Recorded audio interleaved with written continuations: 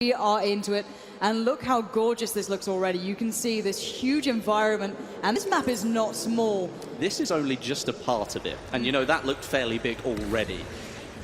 So here we go, with tanks rolling into the battle, and in the background there you can already see some of the capture points. At the top of the screen you can see there are 7 on this map.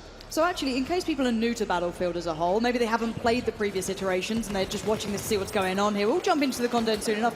Explain to us how this game mode works so people know what to be looking for here, Westy. Okay, so Conquest is your bread and butter for Battlefield. It's like the original game mode. And, you know, you're fighting for control of the whole map. You've got various things that you need to be looking for, different capture points all over the map. And here already, as you can see, we are on board with Level Cap, and something that I think he's been doing quite a lot recently is playing with the Flame Trooper. Now, unfortunately, it switched away, but hopefully we can go back to that in a minute. Yeah, we can definitely check that out. The horses are out now. We're going to have 3 games of this, so don't worry, we'll get to break down this content for you. Yep, and maybe all that Johnny Cash has inspired the Ring of Fire, you know what I mean? Yeah. It all comes out now, we're going to see it going on. But yeah, this is the horse gameplay that we were looking for. Again, though, you're not going to get away with it. You can't just charge at 2 people and hope for the best. You will be taken down. It looked like the horse may have survived that, but the rider certainly didn't. Well, yeah, that's an interesting point, actually. It's the horse is very similar to other sort of open vehicles where you can die, but your vehicle, or horse in this case, may survive, because the horse has a higher health level than you do. So let's take ourselves through this map as well. What have we seen so far? It looks as though we've got kind of an... Nice takedown. What we're looking at so far is some sick sniping. All right, but coming back to the point, it looks like we've got a nice little area for what may be more infantry-based battling, and you've got this huge landscape as well. There's quite a lot going on here. If you imagine sort of like an oval shape to this map, at the top of the oval you've got an infantry section. It's almost like a little village, and we're in it now looking at some close quarters gameplay. And this really is sort of your destructible environment of the map. And there's a lot. In fact, I think there are 3 capture points on Conquest in this zone alone. So they are very close together, but they all vary a little bit. As you saw there, there's a capture point around the flag or the antenna. That there is a little bit more open, and then some of the capture points are further into these buildings, and obviously that creates even more close quarters gameplay. And then you go beyond that, and then you've got some of the capture points that are spread further around the edges of the map, and then you have one lone capture point right in the middle of the desert, in between all of the sand dunes. And that's one that's definitely going to be fought over with all the tanks and all of the biplanes flying over. And I'm loving the diversity of weaponry we're seeing so far. Already, you've seen the shotgun coming through, clearing out that close range where in that infantry sort of area where they re-flourish, you get to punish. And it looks like we're on board with Sinai. This is not prop hunt, I can tell you that right now. So you've got to get into the battlefield and do some work. So he's going to be going for it, going with the charge here, but you can see the punish come out from the others. Already set up very well. There's gorgeous rifles. Going to nick the horse and go for a ride. Why not? Go for it. It's up for grabs. You may as well take it if you can. Unfortunately, he didn't manage to get away there, but you know, that was a valiant effort. I think he deserves some credit there. Always going for the anti-tank line on the horse. That was an interesting way to try and take that one down. And so far, the horses look really good here. They look like they work with the map. They don't seem to be clunky or just, you know, out of place. They seem to be really having a purpose. However, the riders, on the other hand, are being punished. The plane crashes. This environment is absolutely beautiful. As you can see, as we take ourselves through this one, the teams are battling out hard. And actually, Westy, this is pretty close so far. It is very close, actually. Obviously, the Ottoman Empire up there on the right have taken a 5-point lead or so. And actually, we'll talk about the point system here, because that goes back to the Conquest game mode. It's slightly changed in Battlefield 1. There's no ticket bleed anymore. You might remember in previous games, if you killed a player, the score would change. Yep. And the way that the scoring has changed as well, it no longer counts down to 0, it counts up to a top value.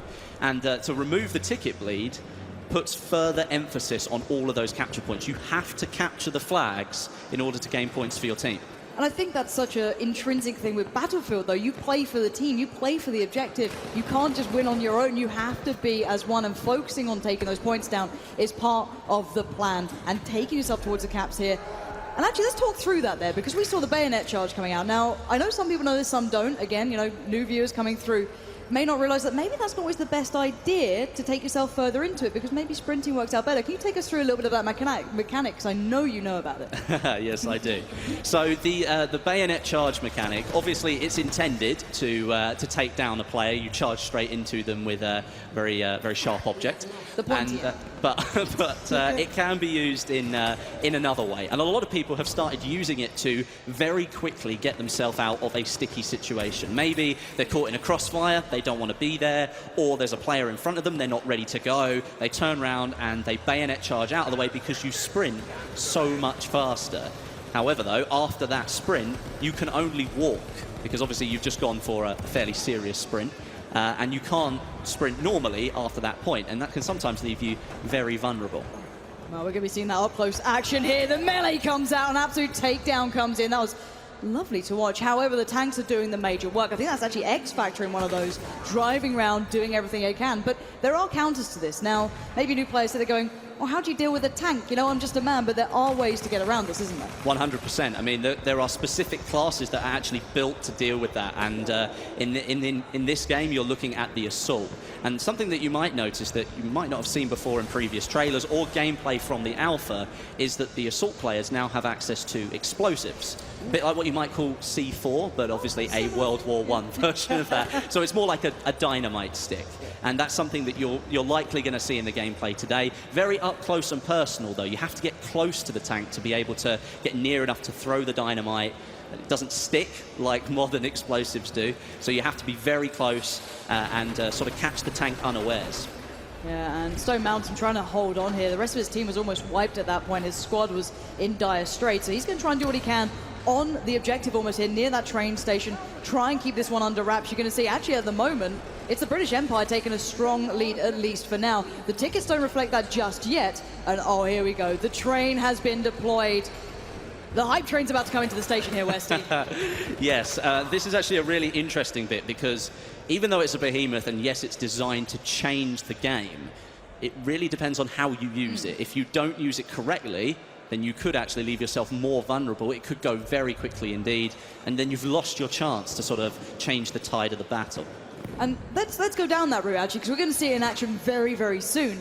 The point is, it doesn't really get to the capture points, does it? It only really goes by one. It has an effect on a second. It does do damage. There's no disputing that. Here comes the train now. And yes, it is on rails for anyone else out there who wants to make a joke about that. No, it is on rails, and it features 6 different seats, plenty of cannons on the side. It's actually got an anti-air cannon as well, so it is extremely powerful, not only to ground units, but people up in the sky really do need to pay attention as well. Now, speaking of up in the sky, though, there has to be a counter to this, as you said. There are ways to play around these behemoths, because we saw on that first map, people were kind of unsure how to deal with it the first time. Then you see that everyone coming together, taking it down and working through it. How do you deal with that train? Well, one of the things that you can do is, as an infantry unit, obviously, as I said, the Assault player does have access to some explosives, but in my own sort of experience of looking at the games that we've seen, players in sort of planes are going to be the best ones to sort of eyes in the sky here. Yeah, eyes in the sky, really. You've got people in the bombers, and they're the ones who can deal a massive amount of damage. If they lay down a carpet of bombs on top of that train, they're going to do a massive amount of damage. Well, speaking of it, you highlighted Ponyline HD as one of the players you wanted to watch for this ability. He's already eyeing up that train. He knows what he wants out of this one. Definitely, but just so we can see here, this is a really good shot of just the scale of the map as well. It's absolutely massive. It is a huge map. You can see the objective off in the middle there. He's taking some serious damage, but he's going to come in, I think, for another strafe run if... Oh, he's going for the repair. He feels like he's safe enough to do that. But I think he's probably going to come in for another strafing run on that train. And this is the beauty of Battlefield as well. It's not just about your infantry. It's up in the air. It's up in the skies. We're seeing those dogfights coming through. And now here comes that run again. The hit and run. Ponyline HD needs to back out of this. He's got to be careful. He is taking fire as well. They're not letting him just get away with this. And that's it. The armored train took him out completely. Wow, that really does show the power of that train there. That's something that you do have to note, though, is that people up in the planes may be the best people to try and take this thing out, but you leave yourself extremely exposed to everything else up there as well, because you're concentrating on something on the ground, not the other plane that's now behind you shooting at you. And also, let's bear in mind, because a lot of people get nervous about this stuff, you know, how's that going to work? Is it balanced? Is it not? Keep your eyes on the tickets. They haven't gone drastically in one favor. It's more even the scoreboard. It's meant to be able to turn the tide of the war almost, and we've got a little bit of action. Cyber Wolf and whips the pistol shot. You're going to get punished there. The MP18 trench gun is going to deal with you very swiftly. They tried to go for like a sneaky melee kill, but it didn't quite pay off. And you know what? It happens to me all the time. You try and go for it, and then the person turns around at the last minute, and of course they're the one standing there with a fully automatic weapon whilst you've got a bolt-action rifle. So, and that again is the beauty of Battlefield. It's the rock, paper, scissors mechanic. Everything has a counter. If you're going in for the melee, you better be aware that that person could turn around at any moment, and you've left yourself extremely vulnerable. Who have we got here? This is Driftor. He's taking the tank into perhaps uncharted territory, into a more infantry part of the map, but of course he's putting a lot of power behind those infantry units there. Yeah, that's certainly going to do some great damage, but already you can still find this infantry battle going on. These buildings allow for perfect cover. The map, however, does change. The cover, it just completely removes itself throughout this battle. And again, you can see here on the ground to the right-hand side, you can see the craters that have been formed in the ground. That could have been from a dumbfire rocket from the plane. It could have been the anti-tank grenade. There are so many things that you need to be aware of in this game, and terrain deformation is one of them. Suddenly, you might be able to use that as cover, but on other occasions, and most likely that cover has just been taken away. Yeah, it's interesting to note that that train was still going at that point, because the match has moved on a fair bit, but the train was still there, plucking away. And look at where the flags have been capped here. Let's keep that in mind. Only 2 are secure, 1 for each team. So at the moment, it's actually fairly even. Both teams going for different objectives, both running at the same time. You are seeing the covering fire going down, the suppression coming into the place. That flag is so contested right now. They're doing whatever they can. And at that sort of range, you're not going to have the best of luck with that sort of weaponry. And well, you're not going to have much more luck if you do that. That says accident. I'm not sure what happened there. A little backflip. It didn't go well. We're still running in favor of the Ottoman Empire here, but the gap is only 10 points. And as I said, kills don't count towards that score anymore. So there is a lot of frantic toing and froing around these flags, but now you can see that the British Empire now have control of, I think... That's a 4 lockdown at least. That's a 6 lockdown now. It's about to be. It's about to be 6 lockdown. And as you can see, the British Empire catching straight back up now, reducing their lead. And this is really where Battlefield can completely change in just the blink of an eye.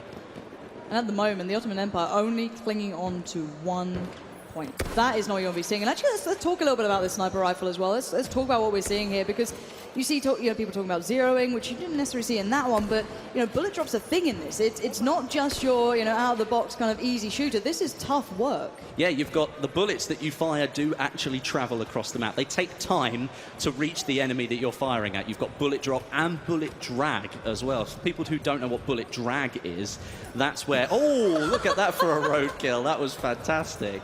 That was actually either a really good bit of skill or something extremely lucky.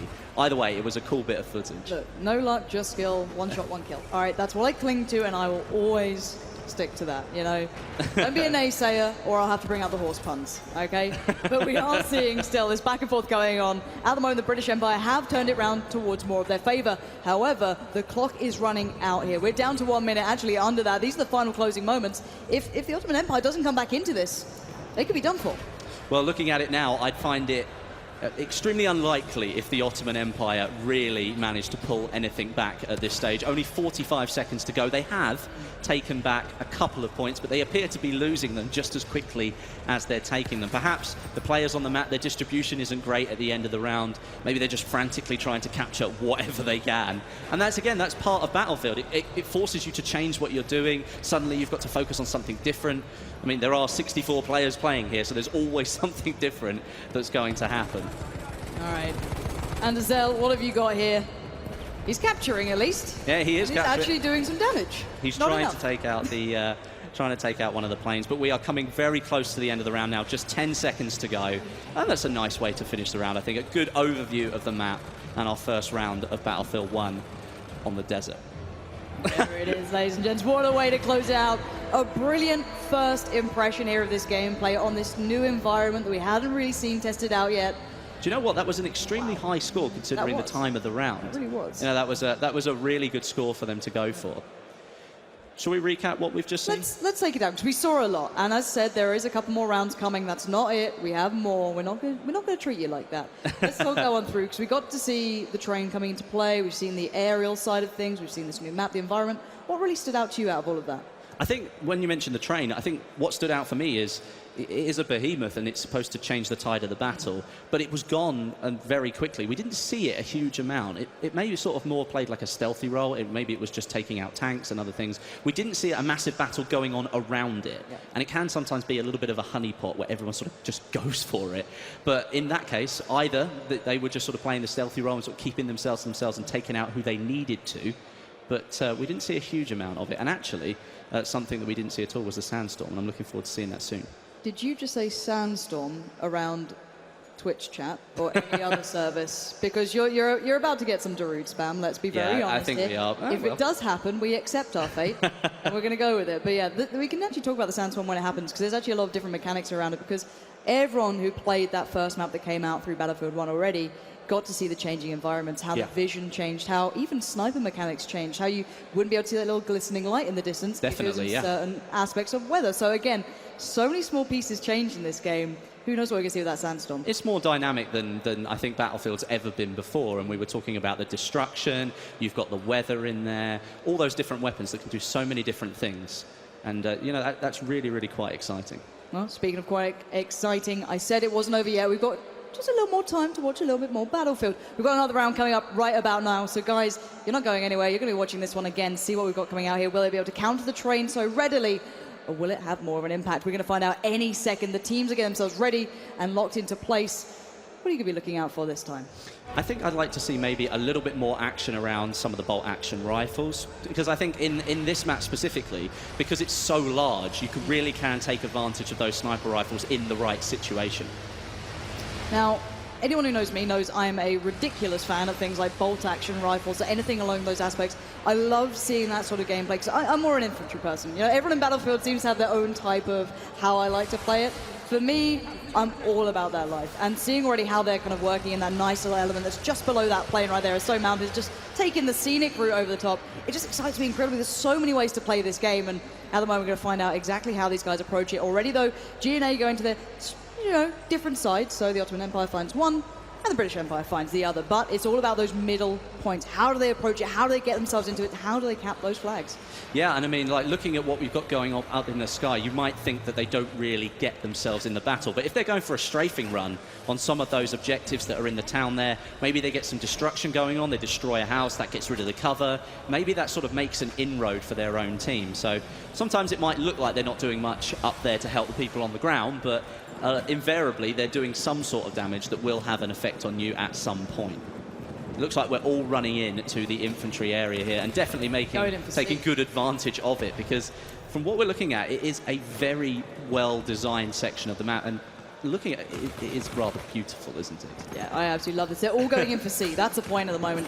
That's the heavily contested area. You can see the madness going down in this village area. You've got the sniper up on the roofs. You've got the assault classes running around the bottom. But there is that definitely they're utilizing, even words are hard, on those rock edges. You can really play around them and build off the back of it.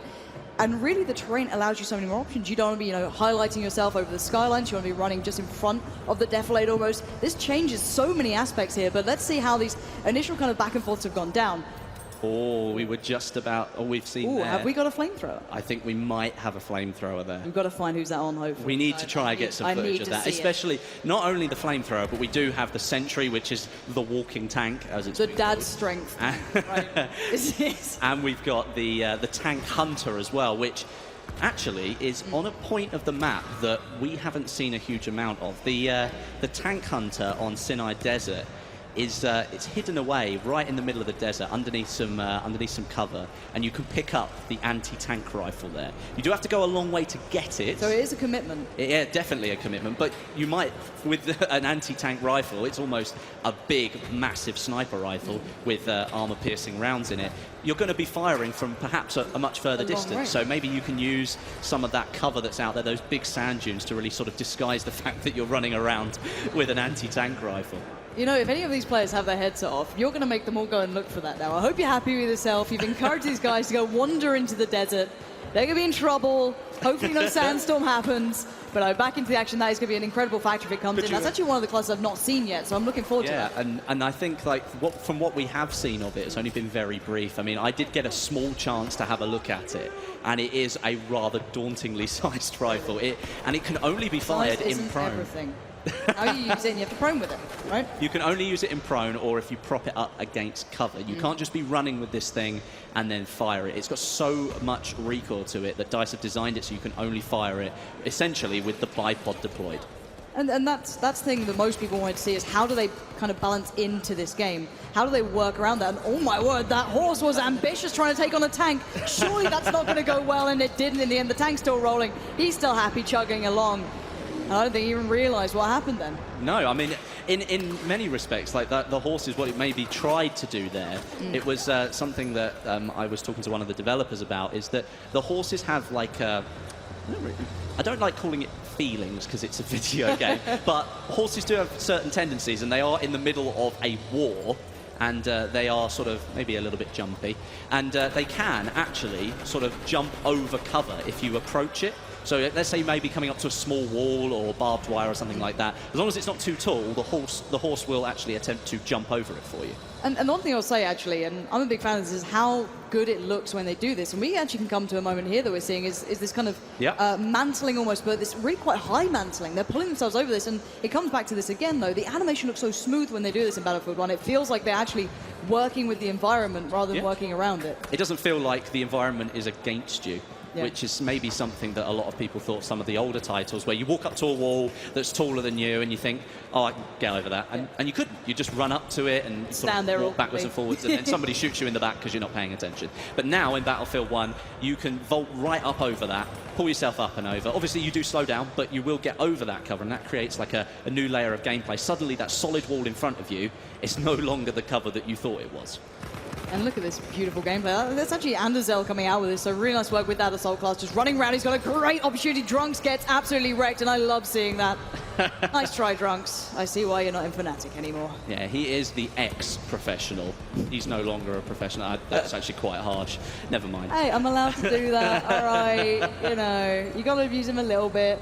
But actually, let's talk about Conquest as well and how this game mode works, and maybe some features that people don't really realize. You saw it then when the point was being contested that when they were on the capture point, it wasn't all red. There was a piece of blue, actually, in that sort of, I guess, you know, piece above whichever point you're capturing. What does it actually display, just for people who don't know? Well, if we might see it a little bit more in the gameplay as we move forward, but it sort of appears above the capture point on the center of your screen, and it's almost like a little dial, and it goes one way or the other. And if the dial is sort of war one color than the other, obviously you're friendly, you're blue. So if the dial is more blue, that means that there are more of your players on that capture point. If it's more red than it is blue, then there are more enemies on that capture point.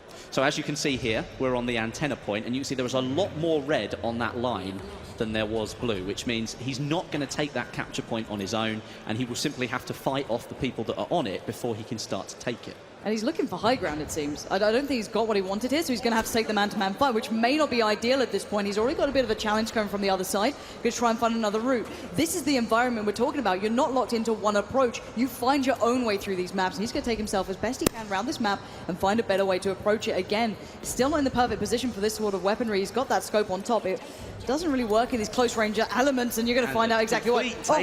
Killed him. A complete takedown there with the horse, trampled to death, just completely trampled to death by Game Riot.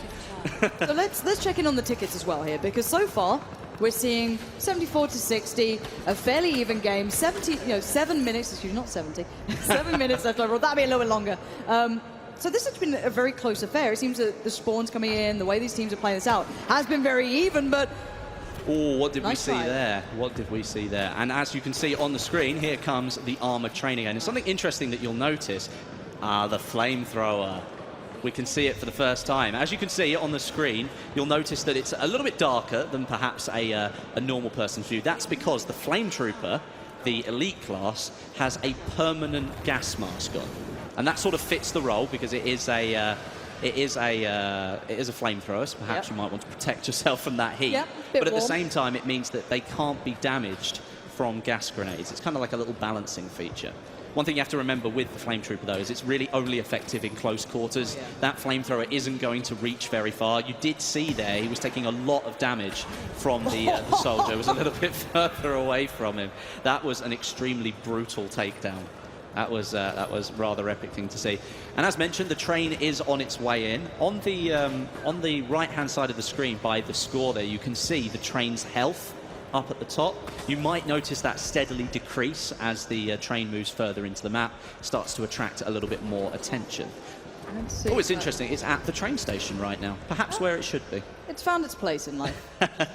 I think that's something that you mentioned earlier, actually. We didn't really expand on it. The train itself moves through the map. It can be controlled by the driver backwards and forwards. It can be stopped in one place.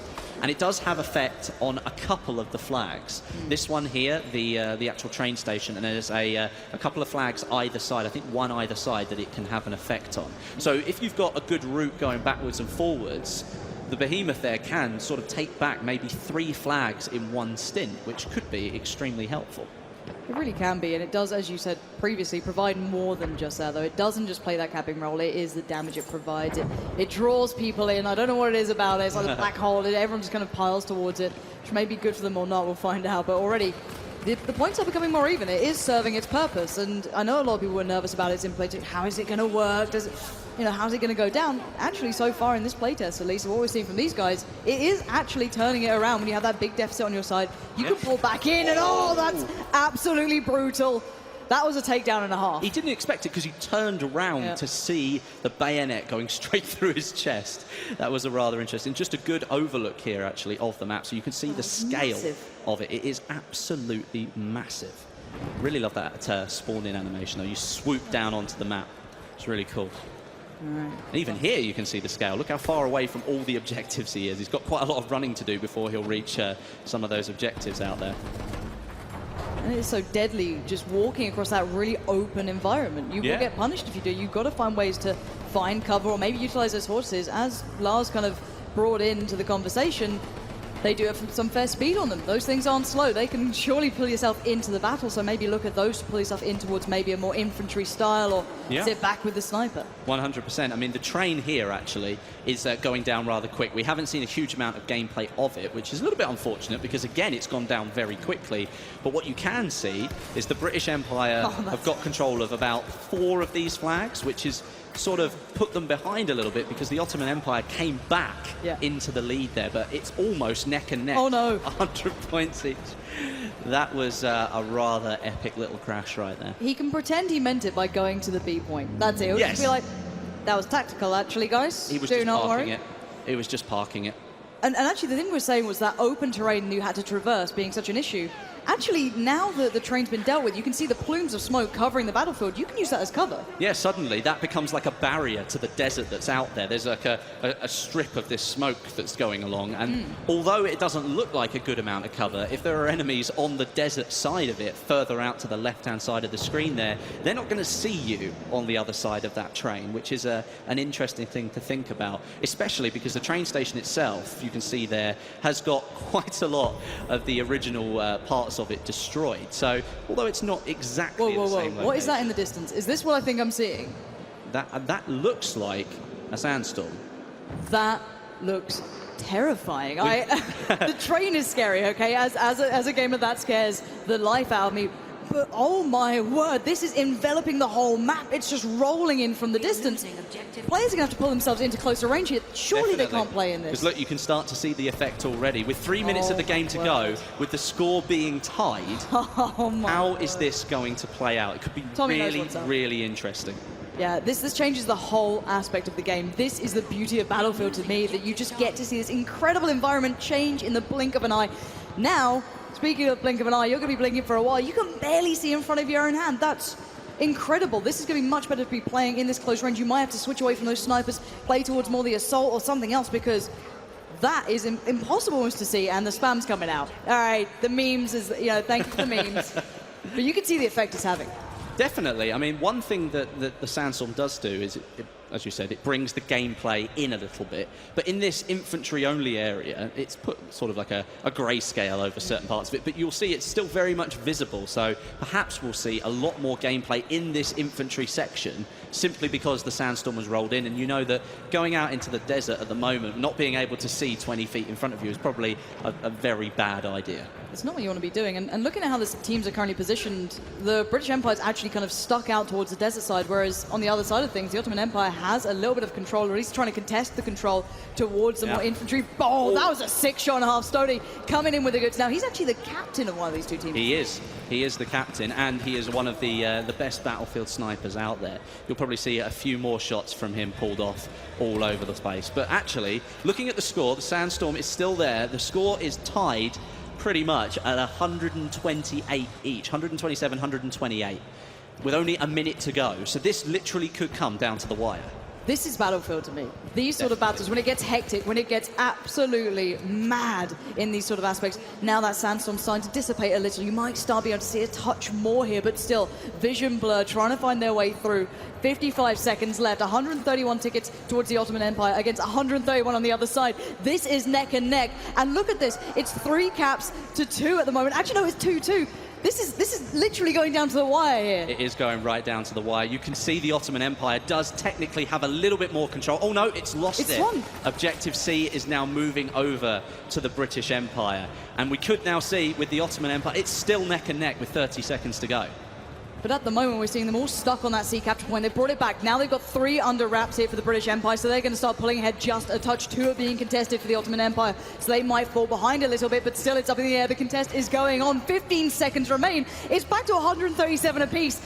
I can't call it either way here. This is literally going to go down to the wire because you'll see C is now being taken back. Oh my word. By the Ottoman Empire. What is going to happen? 3, 2, 1. That's it. That can't... It came as a draw! That's fantastic. Do you know what? That deserves a round of applause. We got Darude, we got Sandstorms, and we got a draw. They're rarities in this game. Do you know how many times? That's amazing. You must practice these things all the time. You never expect a draw to be the final result on the second round. That means coming into the final round, it's got to be a win for the Ottoman Empire because the British Empire won the first round. So the Ottoman Empire are going to have to win. You're going to have to win. Boys. No pressure. Absolutely no pressure. Now, how can we recap that game? Well, let's try. It's not going to be easy, but let's try. Okay, so I think the sandstorm played a massive part there. Because as the sandstorm rolled in, it was sort of neck and neck anyway. I think it just kind of stopped anybody really doing anything for the period of time. And not that that's a bad thing, but everyone sort of moved into the infantry zone. Flags did change hands, but then another flag changed hands, and then another one. So it never really sort of changed too much, and it was just this frantic battle going on all over the infantry section. And these are the choices you have to make in Battlefield, though, sometimes. Classically, in game types like this, it's, do we keep going back in for the same one, or do we try and go on that massive flank? That's a commitment of time. Do we have enough time to do it? You know, where are our respawns going to be? Where's my squad right now? All of these sort of questions come to mind, and you'll see experienced players weighing up those options. And sometimes the best thing you can do is, got to go back into that meat grinder, got to go back in there and just face the music and hope for the best. But a draw. To players who don't play Battlefield yet, or they haven't tried out Battlefield 1 or the previous iterations, how rare is a draw? Just highlight this. Extremely rare. Usually you're going to have a point where somebody will come along and towards the end of the game you might see somebody's lapse of concentration and then that flag gets taken and there's a few tickets in it. It is extremely rare to see a draw, but I think the reason it is because you've got so many experienced FPS players out there. On each team, you've got Battlefield players, other FPS players, and I think that is probably the reason why we saw it come down to the wire. I'm thrilled to say this is going to come down to that final round. Even though it's not meant to be competitive, you're going to see these players getting riled up. I could hear them at the end of that. I'm not sure if you could at home, but trust me, here at Gamescom, we heard it. It's down to the final round here. This is the last glimpse, at least for now, that you're going to get. So guys, enjoy this one. It's all onto the Ottoman Empire, if I'm not mistaken. It is. The British Empire picked up the first, then it was a draw. Now it's down to this. This is what it's all about. Look at that gorgeous face. He's ready, he's focused, and we're back into the battle. This, I think, is where you've now seen these guys on the map twice. We've seen them in the sandstorm as well. They kind of know everything that there is to know, at least at an entry level now, of what's going on in this map. So you might see some more maybe risky plays in the final round, especially if the Ottoman Empire do have to take the win. Then, you know, maybe they have to take some risks in order to try and get a few more flags than the British Empire. Yeah, they're going to have to get off their high horse and get into the battle. Oh, here are the puns. You just love the puns. I'm just going to keep throwing them out now. You know what I mean? Like this is my life. Horse puns. I haven't really trained ones yet, though. One thing I will point out whilst we look at the screen here, we look at actually these Jeeps. It's rather interesting. The armoured vehicle has access to mines that come out. That was a rather funny killer. Oh my God! It happened again. Yeah, the armoured vehicles have access to mines that can be dropped out at the bottom of the vehicle. Ooh, Something that have we seen that yet? Well, listen to this. One of the players earlier on today tested to see whether those mines would damage the armoured train. Now, the only way that you can damage the armoured train with a mine is that you have to put the mine on the tracks. You can damage the train with the mine. See, these sort of mechanics is what I love about this, is you see players working out new aspects, and burn, baby, burn. You're seeing the fire coming out, and there's just charcoal everywhere. Ladies and gentlemen, welcome to the barbecue of Gamescom 2016. It's all kicking off. He's going to try and find some cover there. You can see the fire coming back in, but it is heating up here in this final round. The Ottoman Empire is ahead, but by a very small margin. I think if they don't take the lead significantly early on, they might find it difficult to really feel comfortable in the round, because obviously so many good players on either team. That means that anybody could really change the game at any point. I think you were trying to open the window. I think they were trying to do that. I just think they were really frustrated. You know, you got to take it out on something, and that window was there, and you're seeing the movement. Now, Anderzel is good at this. I don't want to hype him up too much, but he should be nailing this one, and that's going to be a double if I've ever seen it. He's got to follow up. The pistol comes out. He goes for the melee, doesn't need it. Vikkstar just got punished, and now he's in a good position with this rifle. Another is he going to go for the third? Ammo guy, turn around, please. The charge. Oh, my word, that is sick. Anderzel, you are doing the damage. You're doing the work, and that is what we will be seeing this morning. There we go. The celebratory, he promised. Celebratory victory crouch. Is that what you call it? I think that's probably what we should call it now. Technical term. Technical victory. He did promise he would do that if he did something good. So, you know what? At least he keeps up to his promises. But let's see how the landscape is now evolving. What are we seeing at the moment here, score-wise? Who's in control? Who's in the lead? Well, like I said, if the Ottoman Empire didn't take an early lead, which they have, they might struggle to hold on to this one, but they are now double ahead of the British Empire in a comfortable position at the moment. But as we know in Battlefield, anything can change at any point. We've got 11 minutes left of the game. You know, that's plenty of time for the Brits to come back and do something about it. Yeah, there's loads of time. They're still trained. Sinai gets flanked on by Anderzel. He was holding that position. He was trying to play hide and seek, keep up to what he normally does, but it doesn't work here. Anderzel's onto you. He's got things to do, and now he's going to follow up some more. Not going to get it that time, though. He gets shut down in the end. That's what we wanted to see there. A little bit of a, he's got to be reminded that he's human at this point. But still, let's take a look at how the landscape's evolving as well, because this is another factor here that, the cover that once stood will be taken away. And already that train station is looking worse than King's Cross at this point. You can see those two empty carriages there. They are obviously intact and full at the start of the round. They don't provide a huge amount of cover, but, they still stand as structures. And you see somebody using it as cover right there. At the start of the round, they would have been, more beneficial to use. But now, it's like sort of looking through a fishing net. You can see straight through it.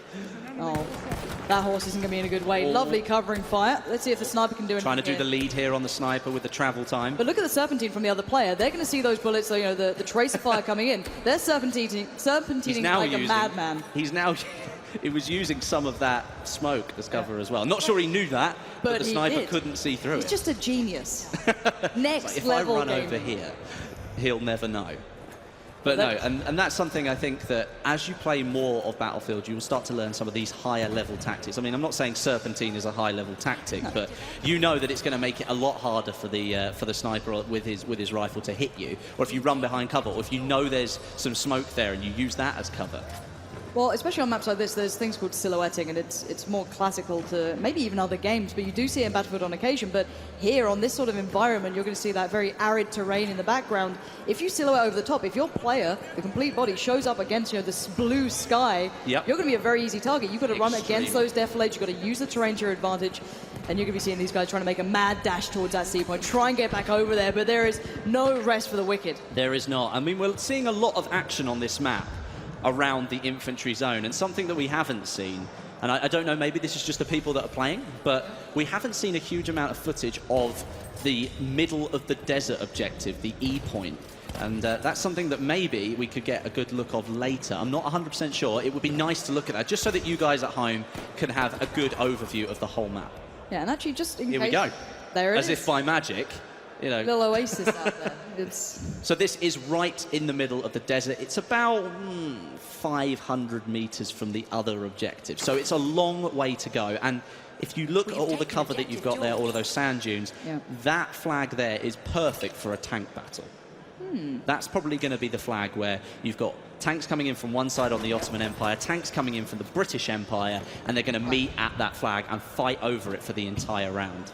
Because at the moment, that's been a free pickup for the British Empire. They've had that in their pocket for as long as I can remember. They haven't been particularly challenged. Now, actually, again, just in case people are new to Battlefield, what is that sort of gun we saw there? Or not necessarily a gun. What does that sort of serve a purpose for? I think what that was is the spotting flare. Now, that is available to the Scout class as a gadget. And if you pop it up over an objective or anywhere in the map, it will show up the enemy locations on your mini-map. It won't show them up on the screen in front of you, it will show them on the mini-map. And that's obviously a very helpful tool for not only you, but the rest of your teammates who are in that location. And obviously they've then got to go and find that person. They could be on the 3rd story of a building, or they could be on the bottom, you don't know, but you have a general idea where that person might be. All right, so let's check it back with the tickets, how the whole battle is now evolving and going forward and how it's got to this point. The Ottoman Empire is actually in the lead. Yeah, they're in the lead. Not by much. Their lead is not as big as it was. The British Empire have reduced it somewhat, and now the armoured train, I believe, has been given to the British Empire. So the Behemoth is going to the team that are losing currently. They're only 10 tickets behind, which is not a massive amount. But could that armoured train just sort of be the key to push them back into the lead? Well, let's see if it, for one, helps them stabilise having control over the train station as a capture point. That's what I'm looking at, is how much does it feed into it. You can see the train station is going back and forth here. The snipers, though, are looking in their direction. You know that this cover is absolutely vital for Anderzel. He's going to be playing this as best he can. Deals that was when he used a tiny little box to defend himself from a player on a horse. That was absolutely fantastic. That there was a really good piece of use of cover. There we go. Now the horse. See the horse? See the horse is just there. It's ready for anyone else to take. And you can actually see that on the map itself as well, can't you? It shows up as an icon, so you know where they're available if someone's on them or not. It shows up as, I think it's a little horseshoe, isn't it? It shows up on the mini-map in the bottom left-hand corner. Now, the armoured train, as you can see, is on the right-hand side of your screen up at the top there. You can see it started to take damage already, coming down to about 80% health. It does have a massive amount of health, but like we were saying earlier, those explosives will do quite considerable damage against it. Looks like we're using the rocket gun here. I don't know if we're near the train at this point, because the rocket gun would be a really effective tool to use against it. Yeah, I've seen Drunks trying to do that before when I think it was, shoot on the other foot, but I don't think he needs to be doing that right now. Let's see what damage comes in towards that train. Again, let's remind ourselves, when that train did come into play for the British Empire, they're around 70, 69 points. So you can already see it has had an effect on this, but it is being countered, it's being pressured, and the Pony Line HD is doing what he does best, already coming in with the good bout of damage there, really chipping away at it, and it's creating pressure. Yeah, definitely. I mean, if he's up in the sky all game, obviously you're going to be focusing on the other planes, but as soon as that train comes in, he's already got it in his head. He knows what he's supposed to do to get rid of it. And at the moment, even though they've had the train for about a minute or so, the British Empire haven't really done a huge amount with it yet. Well, they haven't taken the lead. That's the main thing. They've closed the gap. However, the HP is starting to dwindle. It's not looking so healthy here. They're still not getting much done. They have secured the train station point. So it gives you that as a back, a little bit of a back piece, a chest piece in your pocket almost.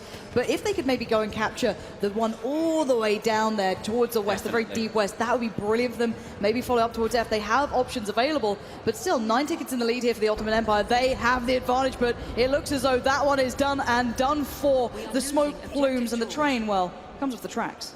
Yeah, I mean, that cover's not going to be any help to anybody there. It died in a part of the map that really is just complete open desert. So that cover we were talking about earlier is just not going to be available. And if we look at the score again, the British Empire are still 10 points behind. So that train, they didn't use it effectively enough. They didn't get to the objectives, they didn't take it. And therefore, they've now lost their chance with the Behemoth.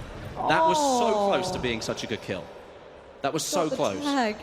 All tag, no frag. That's not fun. That's not fun. But looking at the points under wraps right now, the one thing we'll say is it's a big difference in the way the teams are focusing this. So the Ottoman Empire is taking out the deeper points. They're going into that desert, they're going to go exploring, they're picking these points up and putting them in their back.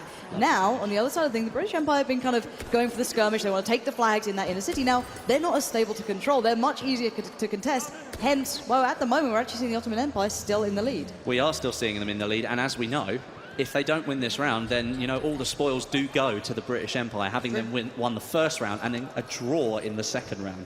Most unlikely of events. Yeah, it would be the comeback of the century if it happens. We'll see if it does after that draw. It would be a share of the spoils because then only one team has won one game. Yeah, and it's all about pride here, let's be honest. These guys I don't think anyone wants to share the spoils. It's, you know, it's on the British to actually go ahead and win this. The gap is still at 10 tickets at the moment. That must mean it's, even with the tickets now being 10 apart, it's a very even contest then, because we're not seeing any reduction or increase in that difference. So maybe the start of the round, the Ottoman Empire had the advantage, but the British have pegged them back a little bit, but they haven't really done much more to sort of get ahead. Yeah, it's one thing to even it up, it's another to keep it and then, you know, turn it to an advantage. It's not easy to do it. You have to weather the storm, not just once, but the reinforcements when they come through, take down these squads back to back, and the horse mounting looks awesome. That was a lovely animation. That was great. Really cool. I was just like, I haven't got time to sort of get on it properly, so I'm just going to jump on it. And it looks like the weather again is turning here. You can see that sand being pushed across the screen. It's not a clear day, let's say, here out in the desert. It's getting a little bit hectic. Now, last time, actually, it did help out, for some reason, the British Empire. I don't know why. That seemed to help them a little bit more.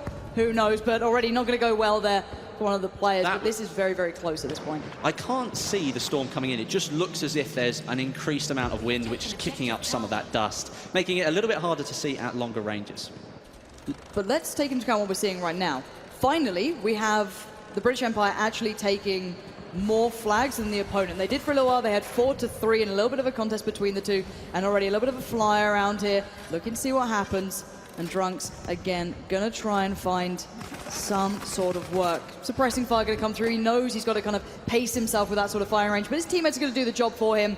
And at the moment, the Ottoman Empire is still in the lead. The British have reduced the ticket difference now to about 8, which means they've made a little bit of progress. But with only, I think that's 1 minute and 48 seconds now, that's still a rather large gap to have. But the British Empire do have control of 5 of the 7 objectives. This could be it. This could be enough. You can see, even in the chat, they're cap flags. They're trying to get these guys, stop taking the needless battles, get on those points, get those flags in our favor, because we need this right now. The kills don't matter like they do before, not to the same extent. They don't affect those tickets like the flags do themselves. That gap is closing. We're down to 4 here. Westy, this is going all the way again. We've got 1 minute and 20, and the gap is now down to 4, sometimes 3 tickets when looking at all 7 on the screen. It's so unlikely to even get 1 draw, but could we see the possibility of 2 draws in a row? 4-3 again. Now that's the British 2. Empire has the upper hand. Now back up to 3 again. And B's being contested, so that means they don't get the points for it as they would having 3. No. So again, this is going to come down. What's the time limit right now? We've got 55 seconds remaining. The fire's coming out. 2 tickets. Look at these tickets. They are closing in again. This is down to the wire. This could be a 2-0 for the British Empire. If they pull this off, it would be the comeback of the century already. Not what you want to be doing with that gas mask. There we go. Put it on. Get into cover. And oh, dear. Oh, my word. What are you doing? That was a big mistake. That was not good. We are down to the last 30 seconds of the game. The tickets are still just a gap of 2 or 3, depending on what flags are being capped. If we can look at the flags on the screen, you've got 4 of them on the British Empire, 3 of them over with the Ottoman Empire, and lots of them being contested all the time, which is why I think we're still seeing the gap. It's down to 1. 1 ticket, 10 seconds to go. This is what it comes down to. We need to get into game to see this. 9 seconds, 8. The music's kicked up. The Ottoman Empire is in the lead by 1 ticket right now. The British Empire need 1 more. It's even. It's even again. It's even. We're going another draw. Oh my God! No, they got the victory. It ticked over. It ticked over in the final moment. Oh my God! I'm still not sure what happened. As if that just happened. As if that just happened. We need to see on our screen what actually happened there. We need to see the end of it. Because we switched over to a different feed. Yeah. I didn't see what actually happened. No, I didn't see who won. Final screen. What have we got here? We need to see the tickets. Oh my gosh, we need to see that. Yeah, can somebody actually tell us who won that? Please tell us who won that one. Are we going to do one more? Is this what's going on? Are we going to do one more? All right, guys and girls, it's not over yet. We are locking in and loading in for one more. Are we doing one more? I do believe so. I think we're I think doing that's one what's more. happening. Let's see. Okay, let's Okay. find out what's going on because that did come down to the wire. The last couple of seconds were left in that one. This is okay. All right, I know it's a little bit messy right now, but let's be very honest. This is how brilliant Battlefield can be in these sort of definitely is. instances. Those When kind it of comes down moments. to neck and neck. I got good news. You know, I like to be the bearer of good news, bad news. It doesn't matter. But this is incredible news. We've got one more round to go. And should we just say this decides it all? Yeah, this definitely decides This is it. No more draws. Please Otherwise, no more Westie will draws. pick- Please Westie don't will do pick any the more. winner otherwise. We're going to do one more game, and this is not what we had in mind. So, guys, this is a bonus just because of how incredible this gameplay has already been. We're going to be jumping back in as soon as it's ready. I can't stop grinning. This is amazing. I'm gonna repeat what I said during the live stream. Is that to get one draw is rare enough. You know, it's very rare that a teams are so evenly matched that it comes down to that ticket. But to have a situation again in the third round where you're looking at no ticket difference with 2 seconds to go, that doesn't happen every single day on the battlefield. Usually you get a couple of tickets in it, but we've got 2 evenly matched teams. All right, guys and girls, if you've been watching this from the start, this is what Gamescom is about. This is what Battlefield 1 is about. This is the action you have been dying to see all day long. We are going to the decider matchup here. Whoever wins this, whether it be the British Empire, the Ottoman Empire, walks away with a victory. They've been playing tooth and nail to pick up this victory. We've seen 2 draws. That is incredible to even consider. And this is what it comes down to, Westie. Where are our eyes going to be focused here at the start? Well, again, I mean, I think the infantry section of that map, more so than anywhere else, played a huge part in that final score. We did see a lot more action in some of the bases that were a little bit further out, which was nice to see. Yep. We weren't just looking at the infantry section, but again, I think it's going to play a pivotal role because there are 3 capture points in a very small space there, and you can just sort of do a round robin and keep moving. But if the enemy team are doing exactly the same, no one really benefits. Exactly, those flags are going to move all the time. And that's the reason we actually saw the British Empire struggling in that previous game in a little bit of a way. They didn't quite have the outer points. They were struggling to really lock it down. But here we go. Let's take a quick stock as to what's happened. Here oh we my go. word, that's a long old dip dive. Gotta pull that. Pull the pull, please. Yeah, please, don't make me nervous. So it's right. early days in the round. We're looking at which points are with which team here? Which points are with which team? Well, let's have a look. I think the Ottoman Empire currently have control of A, B, C, and E, and the British Empire have direct control of D and G and are fighting to take hold of F. So at the moment, the Ottoman Empire are in the lead again, as they were in the last round. But, you know, it's very early days. And at the moment, you're not looking at, like, 2 seconds left to go, frantically fighting for those tickets. And this is the difference, though. Again, you saw players like Ansel having these huge performances. You had, you know, every single player who we've, I guess, highlighted in a way having their moments. But it didn't equate into pulling a massive lead. You've got to play for that objective. And I'm hoping we see more of that here. I want to see these captains make their team work. There was one thing that you might not have noticed because on the right-hand side there, you've got the health meter. As Driftdoor jumped over that barbed wire, it damaged him. Yeah. So you need to pay attention to that. Just because the barbed wire's there and you think you can jump over it, yes, you can, but it will damage you when you do that. Okay. Looks like he's having a sleep on the railway track there, doesn't he? It's When that train comes along, tied up that's on not the going to be... railway tracks. Yeah, when that train comes along, that's not going to be a pretty sight, is it? No, it's really... It's not going to be very good at all. So, early dominance coming out for the Ottoman Empire here. They are in a very good position thus far, putting themselves up on what it was almost 5 caps to 2. Well, actually, however, 3 of them are now being contested. Yeah, and that means the British Empire are making some inroads. And that obviously they need to do as much as they can. And I can actually hear, I overheard that on the speaker, X Factor saying, get that cap. These guys, they're obviously playing in the live stream. They're here to show you this brand new map. But for some reason, I can't figure out why this means so much to them. What can I say? We're probably going to see some really good gameplay here. I mean, he's taken out one, he switches to the pistol, he finishes it off. M1911, I think that was a headshot, I'm not 100% sure, but that was a nice play there. That was a nice play. Yeah, it's now just trying to convert these kills into actually getting map dominance, getting control of these points. As said, you know, getting the kills wasn't the issue before. A lot of the players were just playing for that.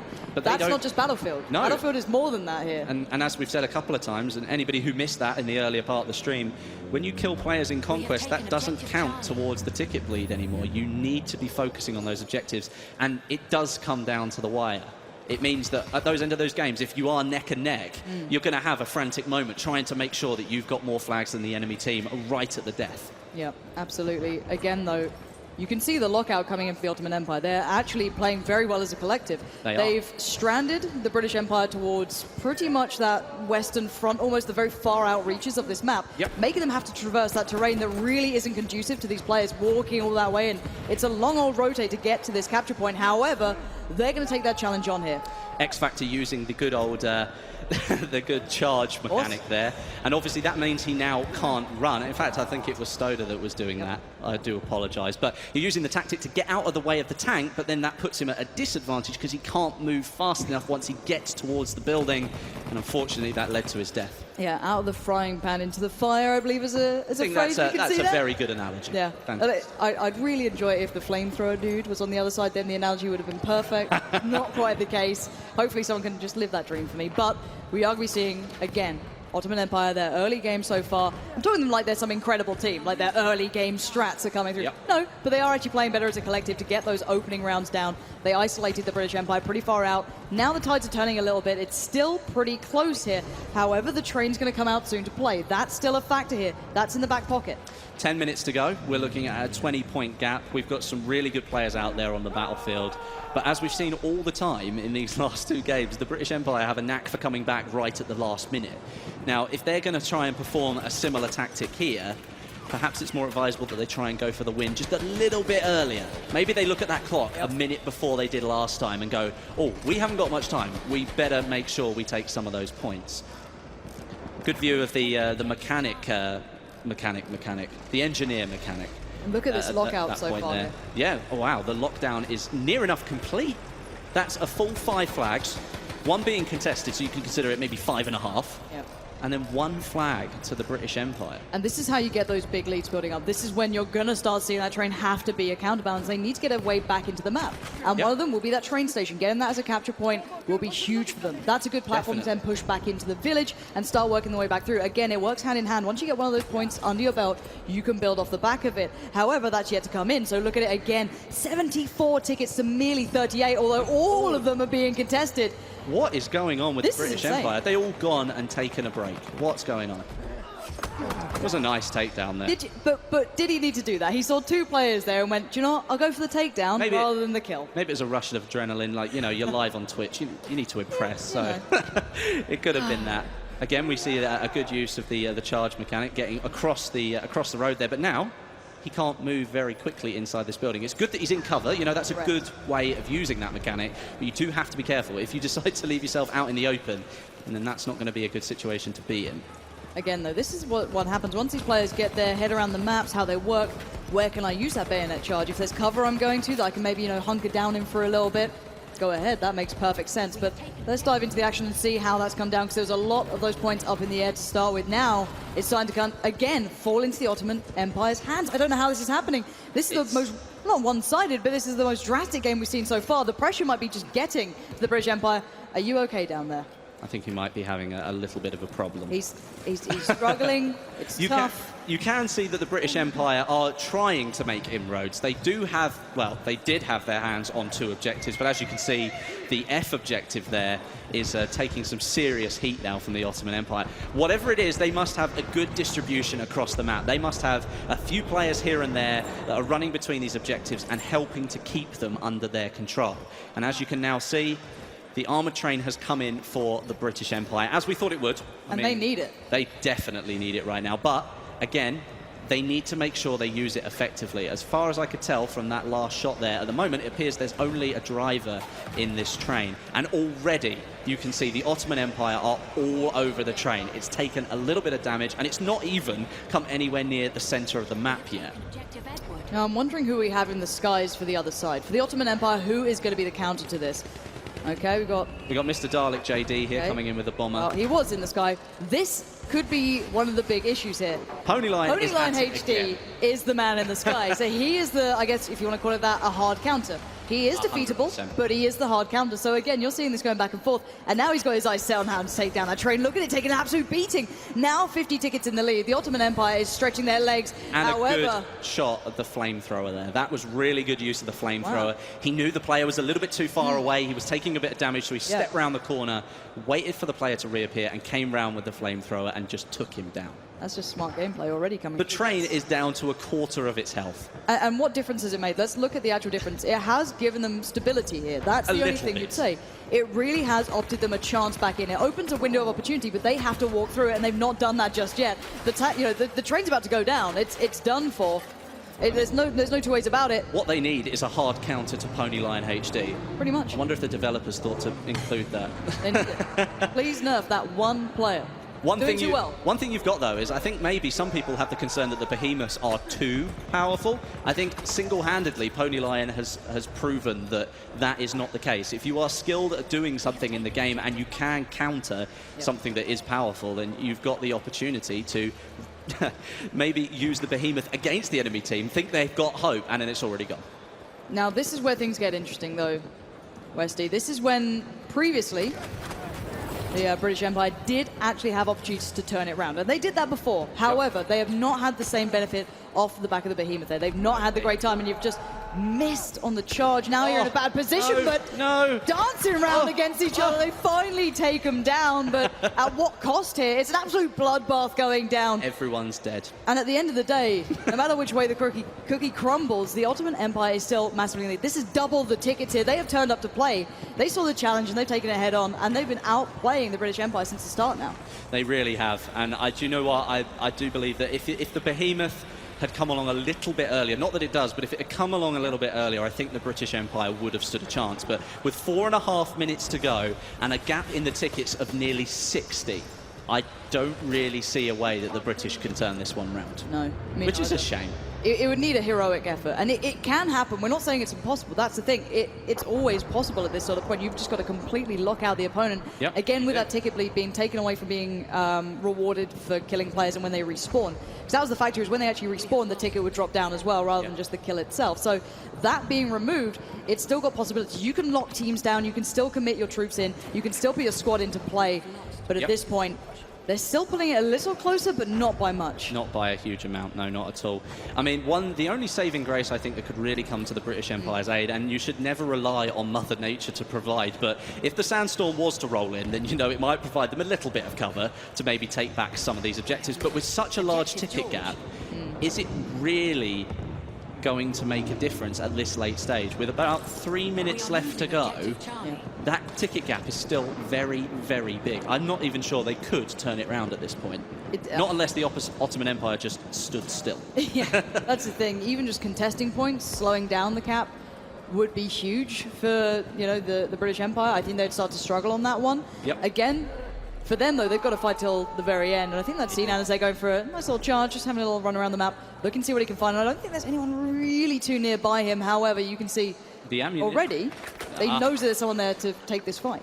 Well, as you can see, above the F icon there, you can see that little bar with the red and the blue. Well, you could see it because he's now dead. Yeah, but that showed that that point was contested, and we could tell that from the gameplay. So here's an overview of the map, or there was an overview, and as you can see, it's kind of evenly split in terms of the flags that we've got, but that means that each team is gaining tickets at the same rate, so that gap is not going to change. And that falls into the hands of the Ottoman Empire. They were clearly stronger at the start of the game. Maybe now, again, the British seem to have stalled them a little bit, but they haven't really gone much further than that.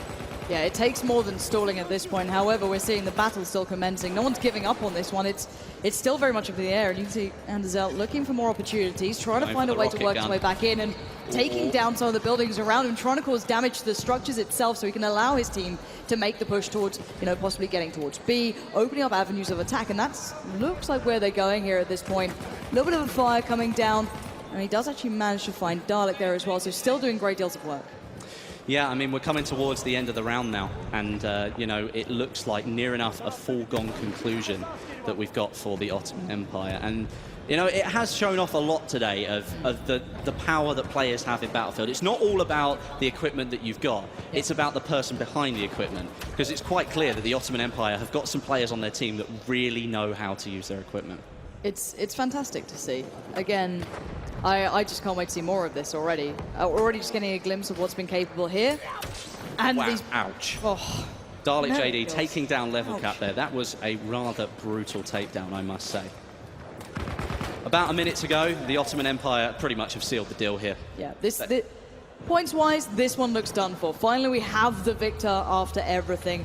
After going all the way through that, it was a gritty battle, to say the least. So in the last minute, they can reflect on that and be incredibly proud of what they've been able to achieve here. A massive victory in the end, just to really cement that they, you know, we were the better team. We made it look close, you know, those draws, but actually, we've got this. So again, though, overall, the scoreboard looks phenomenal. I can't wait to see who's actually been playing well over, you know, from the entire course of this game. But the main thing here is Battlefield 1 has looked amazing. It has looked amazing, and you know, with the live stream coming to you over Twitch, you guys at home have had a really good look at what Battlefield 1 can offer you. The guys at Microsoft and Xbox who've put on this live stream today, thank you to them, because without them, we might not have got to have seen this gameplay, but you have seen some absolutely amazing Battlefield gameplay. We think 2 draws in a row. That barely ever happens in Battlefield. Not in the same server with the same players. That's just, you know, a true reflection of how balanced the teams are over there. But in this one here, with just 10 seconds to go, the Ottoman Empire have overpowered the British. This has been a beautiful glimpse at what Battlefield 1 can bring